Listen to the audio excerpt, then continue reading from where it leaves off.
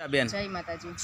બેન તમે કેટલા સમયથી વૃદ્ધાશ્રમ ચલાવી રહ્યા 5 વર્ષથી ચલાવું છું વૃદ્ધાશ્રમ. બરાબર છે. સુરતમાં આપણે પેલા કઈ જગ્યાએ તેમ ચલાવતા? પેલા મોટા વરાછા હતું, અત્યારે અહીંયા આનંદ વાટિકાની સામે આવ્યા છીએ. બરાબર છે. આવડો આજે સામે દેખાઈ રહ્યું છે. અને અહીંયા કેટલા વૃદ્ધો કેટલા છે? અહીંયા મારે નાના બાળકોથી લઈને નિરાધાર બહેનો દીકરીઓ અને સાથે વડીલો છે, બધાય થઈને 11 થી 12 જણા છે. પેલા 40 થી 45 જણા હતા. અહીંયા આશ્રમ અમે લાવ્યા એ પછી અહીંયા રહેવાની સગવડ નથી, એ હિસાબે બધાને અમે અલગ અલગ જગ્યાએ ટ્રાન્સફર કર્યા છે. બરાબર છે. અને અત્યારે અહીંયા 12 જણા છે અમારે. 12 જણા. તો આ દીકરી જે આપણે અત્યારે લેસન કરી રહી છે, બરાબર છે, એ દીકરી પણ અહીંયા જ રહી છે? હા, એ દીકરીઓ અહીંયા રહી છે ને એ લોકોને અમે પ્રાઇવેટ સ્કૂલમાં ભણાવીએ છીએ. બરાબર છે. તો એટલે આટલી એના માતા પિતા ઓફ થઈ ગયા કઈ રીતનું છે? એના મમ્મીની નથી, એ બધા એક્સપાયર થઈ ગયેલા છે. સમજાણું. પછી એ દીકરીને તમે અહીંયા લાવેલા હા, છો? એ દીકરીઓને મેં આ કેટલા વર્ષની, કેટલામાં ભણે છે આ દીકરી? આ દીકરી 10મું ભણે છે ને પેલી દીકરી છે એ 6ઠું ભણે છે. બરાબર છે. આ બંને એટલે આપણે સુરતની છે કે બાર ગામની? ના, સુરતની છે. બરાબર છે. અને બેન આ જે વડીલ માં છે, આ માં એ કાંઈ બીમાર છે કે આમ આજે?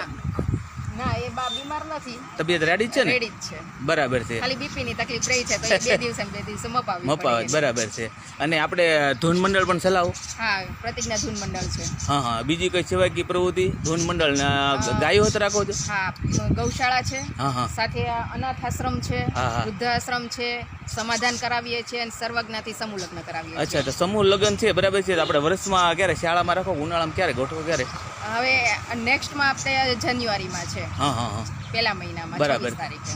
સર્વજ્ઞાતિ? સર્વજ્ઞાતિ. કોઈ પણ જ્ઞાતિને જોડાવવું હોય તો? કોઈ પણ જ્ઞાતિ જોડાઈ શકે. એટલે મતલબમાં એને તમારે કઈ એને ભરવું પડે એ લોકોને કઈ કે કઈ રીતનું આમ મતલબમાં જો ઘણા એ લોકોને ફોર્મ ન ભરવા પડે. સમજાઈ ગયું છે. અને તમે તમે કરિયાવર અહીંયાથી જે કાંઈ બેડ પલંગ નહીં આવે એ બધું અમે દાતા ઉપરથી બધું પ્રોવાઈડ કરીએ એ લોકોને. બરાબર છે. અને આ પક્ષીઓ કેમ રાખો? અહીંયા વડીલોને આનંદ આવે એ માટે રાખો? આજે અમે દેખાઈ રહ્યા છે.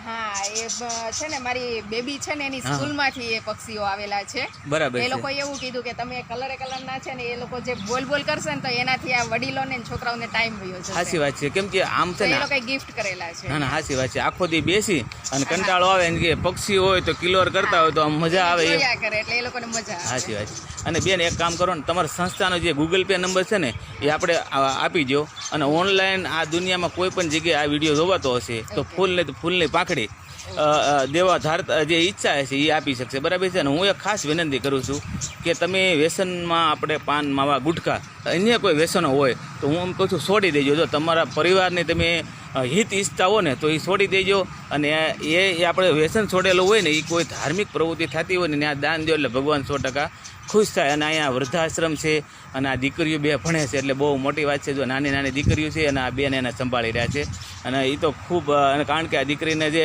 અત્યારે માતા પિતા તમે તમારી દીકરી તરીકે